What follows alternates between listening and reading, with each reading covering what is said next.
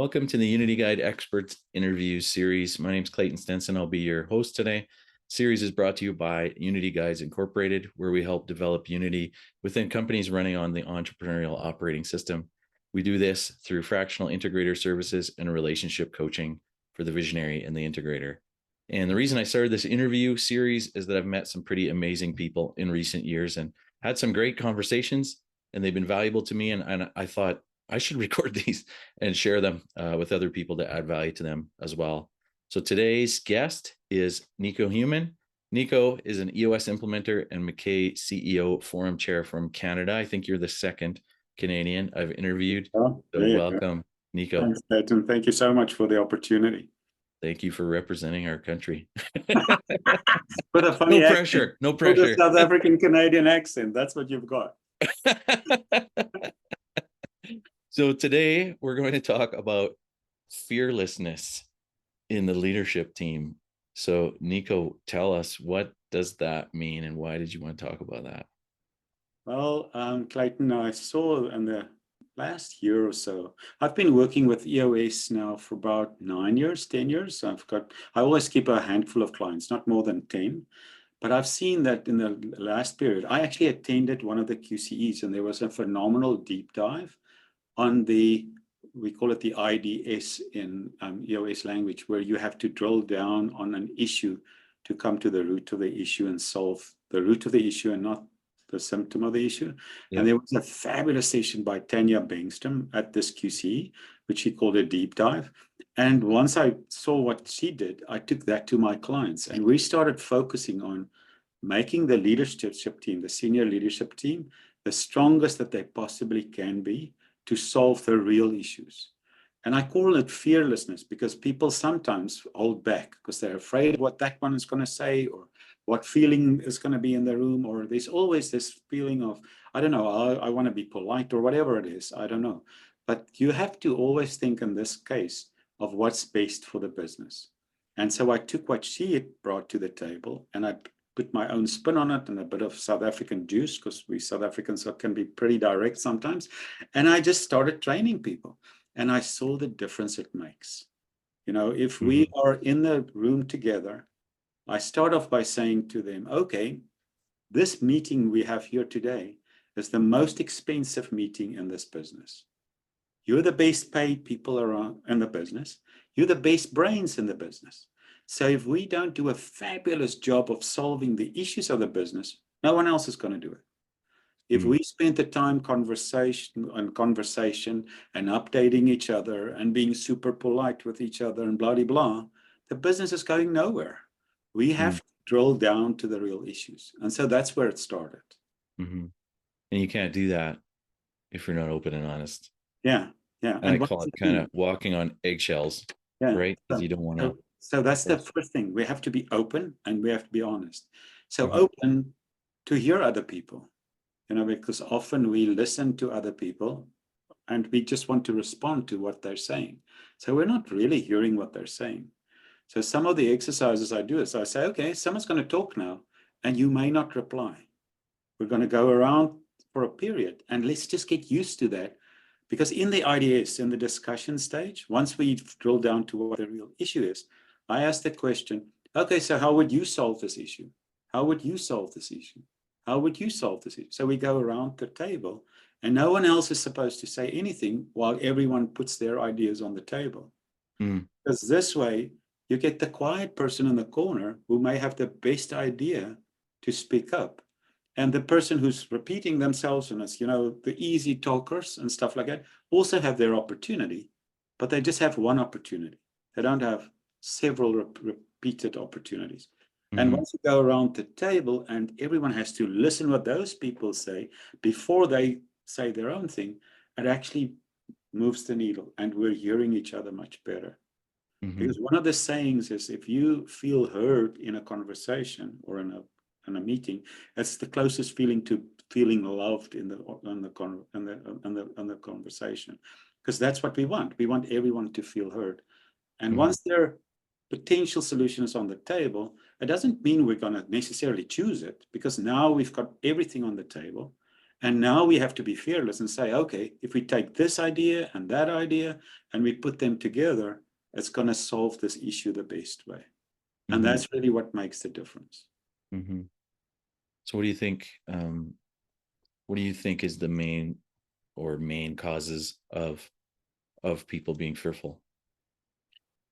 First of all, there are in any group, there's a group dynamics. There are people that are more senior than others. There are people with a track record. There are people who speak better than others. So there are different, shall we say, things that make the playing field not level. I mean, my job as the facilitator is to make sure that we get all the ideas and opinions on the table so that we can look at them and give people equal time. Now, sometimes some people are very forceful. They have their own way of telling stuff. And some people are just incredibly good speakers, you know, and they are used to everyone listens to their voice, and that's it. But now we have the rule in EOS. We call it the politics rule. The thing is that you can put something once on the table. If you say it again, it starts becoming politics. And if you say it 3 times the same thing, you're simply trying to bring your idea forward and you're taking the space of other people. So we call that politics. And then we can just say something like, okay, bring that thought to the table in 30 seconds, because every thought needs to be in 30 seconds. So I teach people to say, oh, just can you land your plane in 30 seconds? So they have these expressions and they love it. And it's amazing how many people how often people get that, can you land your plane thing in the beginning stages until the group gels and they all see it's not about my ego or my politics or whatever. We want to solve this issue. Now, that's the one thing. And the other thing is, 90% of the time when we do the issues list, once the issues list is there, it's symptoms, it's not issues. So the first thing that I ask them is, okay, this particular issue, let's call it an issue for now, who is the owner of this? Who brought it to the table? And we have to solve it for that person, not for everyone else in the room, because I've seen it. Someone brings something to the table, but then everyone else adds to it, and this little thing becomes a massive thing, and we can't solve it. And we have to also solve it for the coming period that it's in for. Maybe it's a level 10 meeting, and it's for the next week. We don't have to solve it for everyone for all eternity. Then we'll be here forever. We want to solve the important things for this time period until the person who brought it to the table has got what they need to move forward, because they're maybe off track or whatever the issue is. But then once the symptom is written or the first sentence is there, I ask the question, okay, why did this happen?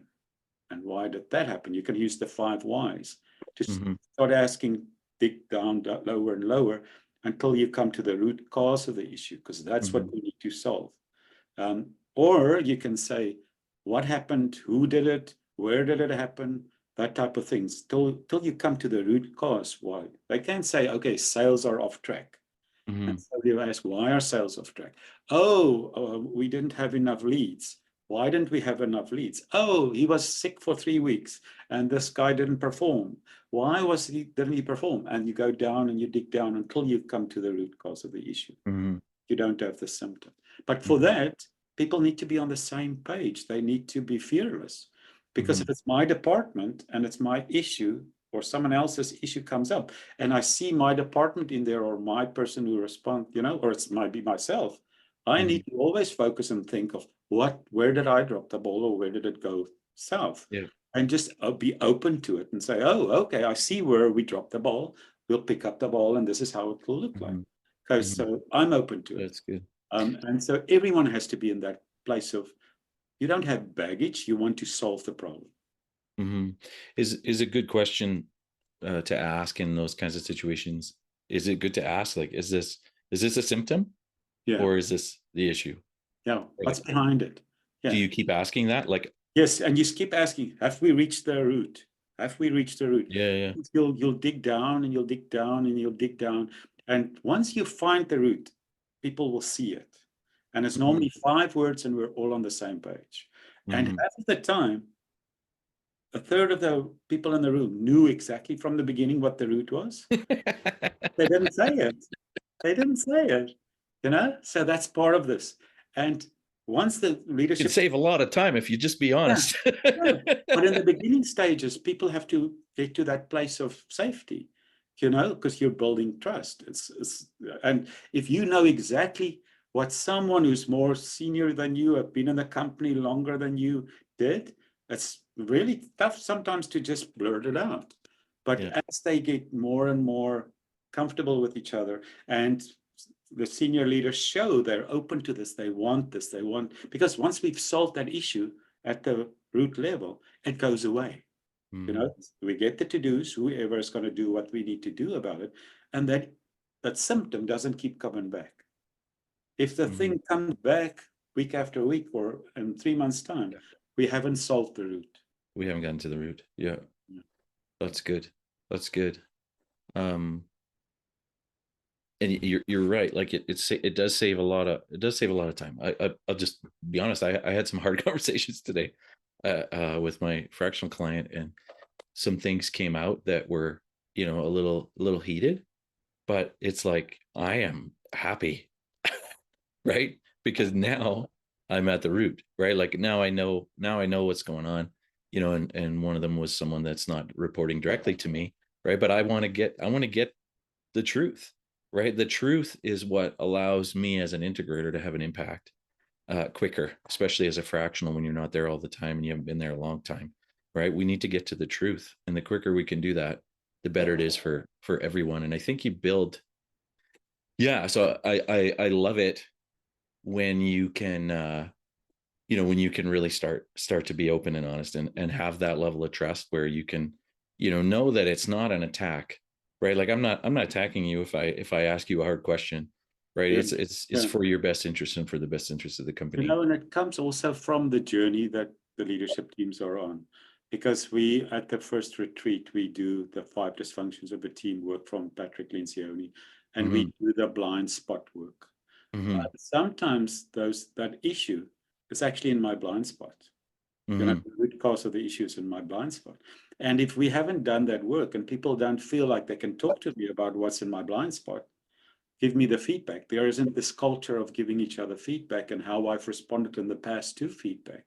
People won't bring that up because they're afraid of my reaction or something like that. Where the fearlessness comes in again. But if we are open and honest and we're in the same conversation and the trust is there, I want to know what's going on in my blind spot, because the sooner I can fix that or be part of that solution, the sooner I can be a better leader, the sooner we go forward. And if I show that attitude, I'm there to serve the company and the team, then the sooner others will do it too. And we've seen with this building of trust, if the leader goes first and they go to a certain place of vulnerability, the rest of the team will follow. And eventually someone is going to surprise you and they go to another level of vulnerability and another level of trust. But the leader has to show the way first. Leaders have and that's part of it. So these things go hand in hand. So in the beginning stages, when people solve problems, they're very polite. They're very, surface level. They're afraid to go deeper. And they spend hours on issues. I've had one of my, because I get the software sends me reports after every level 10 90 from my client, 90 sends it to me. And I see they spent 45 minutes. They didn't really solve one issue, and then, oh, brother. And then I teach them this thing and I say, okay, I'm on these EOS implementers calls Monday mornings. And we do, like, I don't know, in an hour's time, probably 20 or 30 different issues, because you've got to get your root in 5 words on the list, otherwise we're not doing it. So there's the standard. So I teach them and I say, okay, after 5 minutes and you haven't solved the issue, you should ask yourself the questions: where is my tangent? Where did we go to a different place? Because if you think about it, if you have the issue or the symptom normally, and you ask questions to get to the root cause, that should take you a minute, not even. If you ask those questions, come to a place. Then if you do around the table, how would you solve it? How would you solve it? How would you, if you're open and honest, all of that is like a menu. You've got the options. And now all we have to say as facilitator, okay, so how do you take this part and that part and that part, and that is the solution we agree on as a team, right? The next steps, and who does the next steps? Who would take the to-dos? That Mm-hmm. should take 5 minutes or less. So Mm-hmm. why is this so complicated? Mm-hmm. Because we don't spend the time in the beginning. Right. We don't dig down. We're not fearless and ask the right question and identify the right root cause. Yeah. That's where it goes wrong. Yeah. Yeah. No, this is good. This is good. Another thing I wouldn't mind talking about too is the power dynamic issue, which sometimes happens within a leadership team. If there's one person who's the owner, Mhm. usually the visionary, but not always, and they talk too much, right? Or, aren't open to feedback or whatever. Like, what are your thoughts on that kind of situation? Like, 'cause sometimes if I'm an employee and I'm intimidated by the visionary, I'm not going to speak up. So what advice do you have, I guess, Okay, so this both is where sides? I model to them first. What is the role of a person who is facilitating? Now, Mm-hmm. a level 10 meeting is not chaired. A level 10 meeting should be facilitated. And Mm-hmm. also, I challenge them to have different people facilitating at different times. Because if you don't teach people to facilitate at the leadership team level, they have to facilitate a level 10 meeting one step down in their department, anyways, and they have to teach the people there. So if they can't learn amongst their peers, they're just going to do it the way they think that should Mm-hmm. be happening. And you facilitate a meeting, you don't chair it, you don't lead it. What's the And difference between those two? a Just facilitator, clarify. the Yeah. facilitator, and this is where Tanya in her deep dive spoke about the warrior mindset. As a facilitator, your job is to make sure that this doesn't become a conversation. A level 10 meeting is not supposed to be a conversation, it's a discipline. We've got an agenda to come to work through on our timing that we have, and it's pretty standard and pretty strict. We're dropping down stuff to the issues list immediately. We don't discuss it there. If someone wants to start discussing something there, we stop them, because our job as facilitator is to interrupt people. Okay. If they start off on a tangent, whoever they are. Okay. And I do that in the session with the owner, with everyone else. I say, this is what we have to do. And if the owner signs up for it, they say yes, and they do it. Otherwise, they won't be on the path going forward anyways. And my owners work with me in that way. And I tell them, we have to teach these people these skills. Otherwise, you're going to be stuck in this business for the rest of your life. You got to think about it. You want to make your teams stronger and stronger so that you can go on a lengthy vacation and we can send you a scorecard and you can drink your little drink next to the You can pool. just sit back and get that 90 Yeah, notification and see that it was yeah, a 10 out of 10.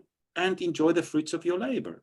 But if Mhm. you want to be in the middle of every issue and interrupt every person and be the well, whatever that person, that role is, you're never going to be able to do it. So that's part of my coaching to the owner or the visionary or whoever it is.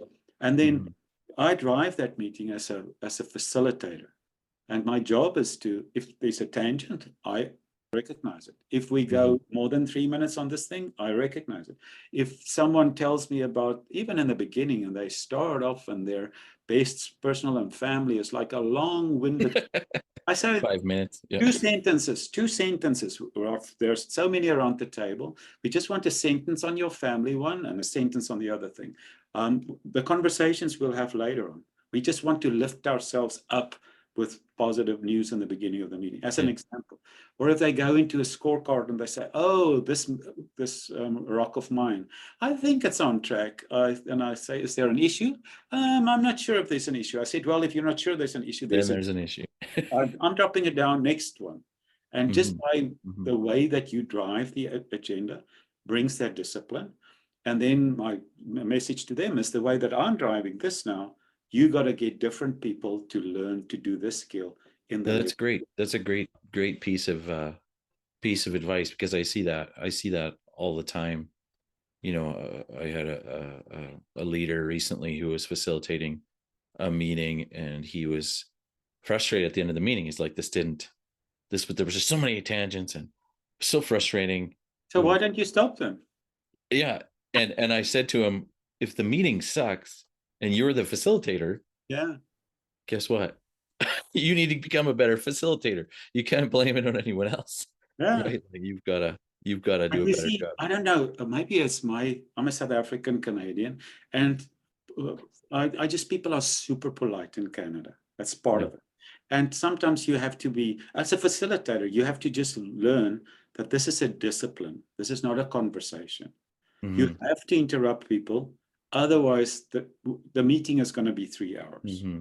And Mm-hmm. we're only going to solve one issue where we could have solved 15. Mm-hmm. And really think about this again.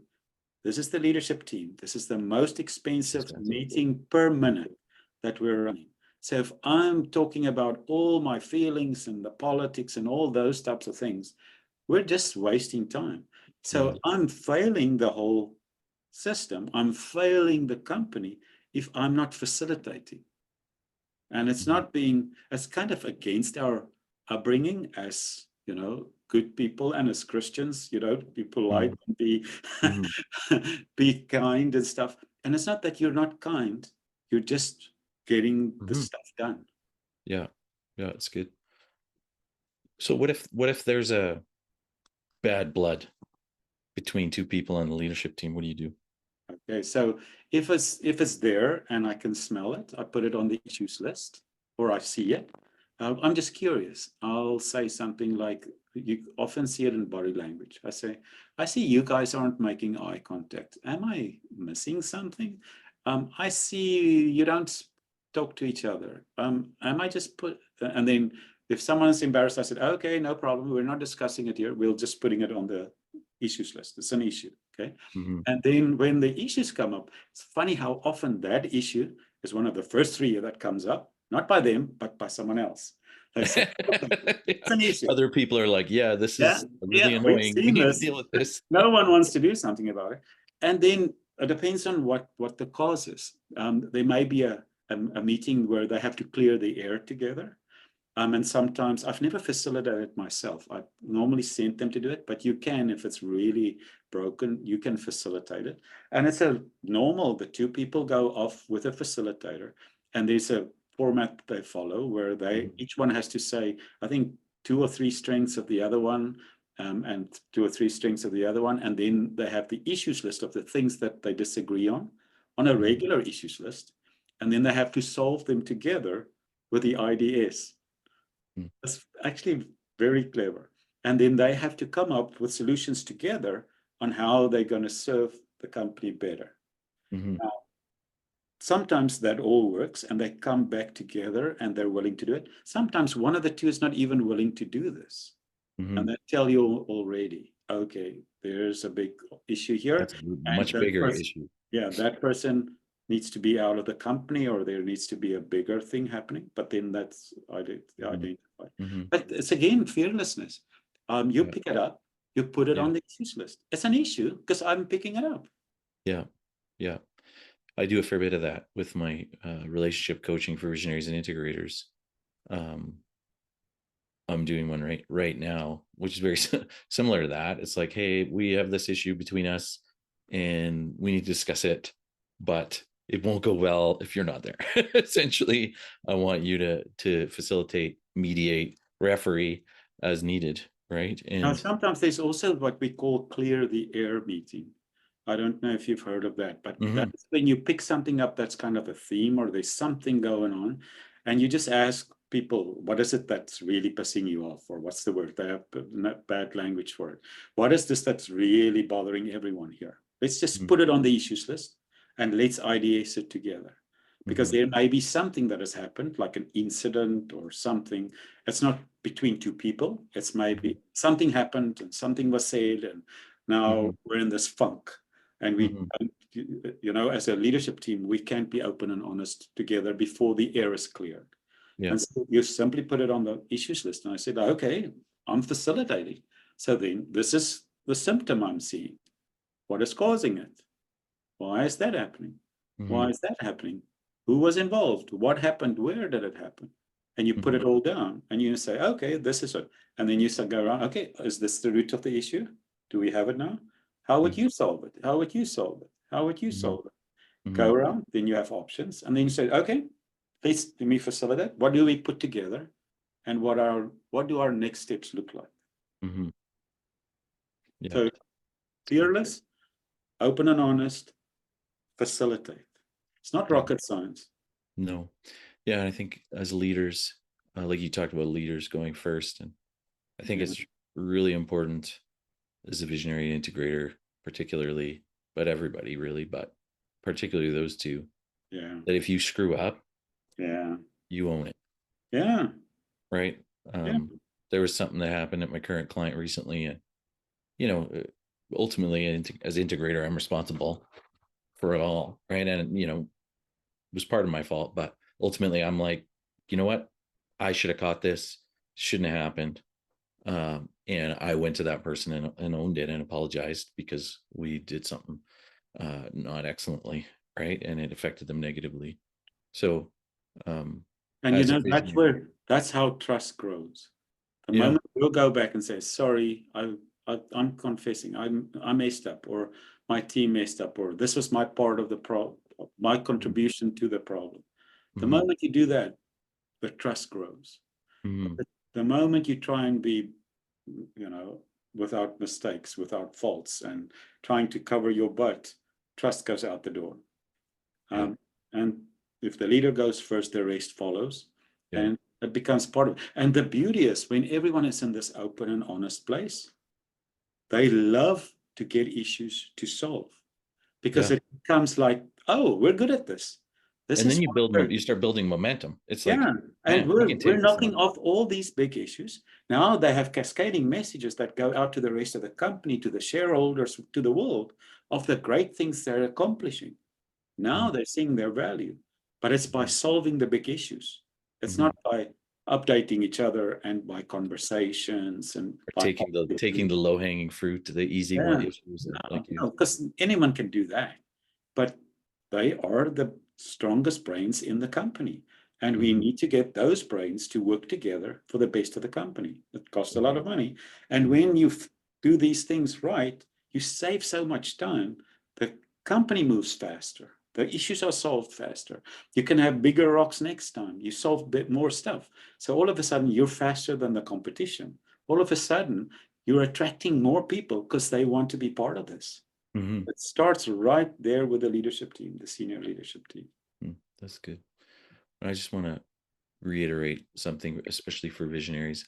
I've been working with visionaries for 16 years, and I've seen how intimidating they can be. So, express humility, and invite feedback.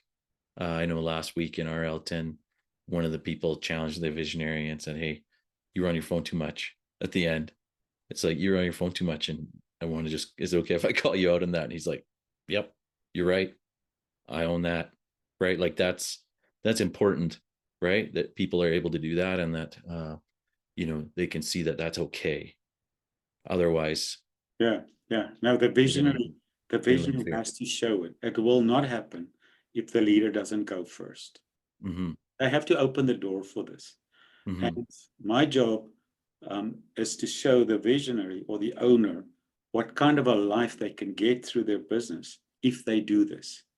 Mm-hmm. Because often our egos get in the way, old habits get in the way, old conventions get in the way, and it's just it's just common sense. It's not even you have to become more humble or whatever. It's just if you do this, this is the result you're going to get. Mm-hmm. If you stay the way you are, this is what you'll stay as a leadership team.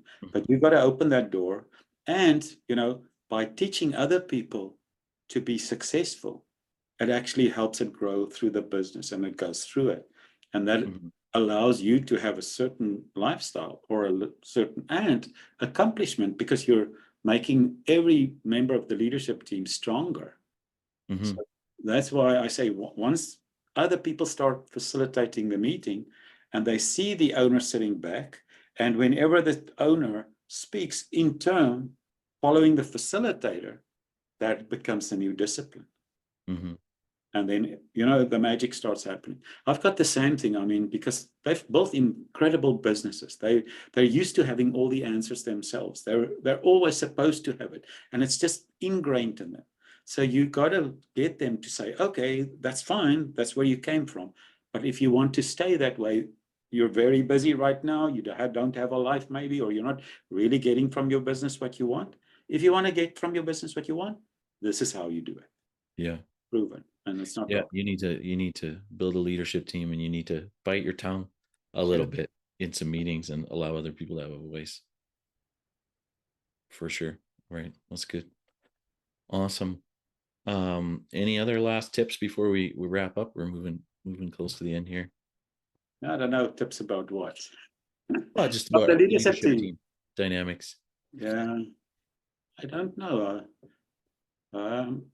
No, not really. I think we've said most of the stuff. Nothing comes up right now. Yeah. The only other thing I think of is that it's a journey. You cannot be open and honest in the first month. That'll take at least a year for the level 10 meeting. The level 10 meetings from the get-go, people say that's the first thing they enjoy, and they come to a certain place. But then to break through and to go really to the vulnerable place and to the root cause of the issues, that takes more time. And really after the first annual, when we've done most of those trust building work and the vulnerability trust building work, that's when it goes to the next level. But it's a constant thing where you have to work at. And it's like any discipline. You've got to keep practicing. You've got to keep practicing. And then the dynamic changes because a new leader comes in or someone leaves or something, then the dynamic changes and now the trust is at a different level again. So yeah, it's an ongoing process, but it's so worth it if you go to that place. I've just got a 90 minutes from a level 10 from one of my clients this morning, and they had 15 issues on their list and they solved 9, which is so much more. They used to solve 1 or 2 issues per session, and they're an engineering company, so they go into details. They've got to think everything through and process everything. For them to do 9 as that's a big deal. So we're making progress. Yeah. And I just, before we wrap up, I think too that this is relationships, right? Like this is, so I remember I had an issue with the leadership team one time and I said, guys, you need to go golfing and drink some beer. Like you guys need to get to know each other a little bit, or whatever. Like you need to go fishing, or because that's where they have their conversations. We want you to have your conversations. We don't want you to have your conversations in the level 10 meeting, because now we're in a discipline. We're solving issues together. Otherwise, it feels like it's always business, business, business. They need to play golf together, go for a walk together, whatever. Yeah, do something. And it's interesting how you might go, go golfing or something. In the course of that conversation, you might realize you have something in common that like changes everything. All of a sudden, you're buddies because you both like the Oilers, let's say, not the Canucks, but the Oilers. We had to go there, right? I had to get a shot in. Exactly. I'm not going to say the word Canucks now at all, ever. Or whatever, right? Or like it just, you find that common ground. Even if you cheer for the opposite teams, that could be enough. Well, now you have like something. the sport. Or sometimes I've seen it actually, because we do some of that work at the retreats, and then people see in their personal histories, they've got something, a hardship, for example, in common in their past. And it's amazing how that brings people together. Like they might have a child with a struggle, a similar struggle, or something like this, or something like that. It may even be a negative thing, but it binds them together, or it may be a passion or something positive. Yeah, I've seen that with grief. I lost a son, and I've met people before that are going through something or went through something hard like that, and all of a sudden, there's a connection on a deeper level. So, it's not just about the meeting, right? Like there's stuff that needs to happen outside of the meeting too that can really improve that open and honest. Sorry to hear about your son. Yeah, it was a tough thing. It was about almost 10 years ago. But it changed me in a good way. It was hard, but it was good. But God's used that for good as well. So it's not all bad. There you go. Awesome. So if someone wants to learn more about you, Nico, and what you do, how should they get in touch? Oh, they can phone, they can text, they can. Nico Human, you can just Google it. There aren't too many humans in Canada. There aren't too many Otherwise, humans. It sounds just funny. Google Nico Human and you'll get, or go to nicohuman.com. You'll find my stuff there. Okay, awesome. Well, on behalf of our viewers, thank you for joining Thank us you, today. Clayton. Thank you so much. And thank you for the great work you're doing. Thank you. This has been a big, big privilege. Yeah, and this is a big, big challenge, that a lot of people face. So I appreciate you wanting to talk about this. Awesome. So if today's interview added value to you, please subscribe to this channel for future interviews with experts in the world of business.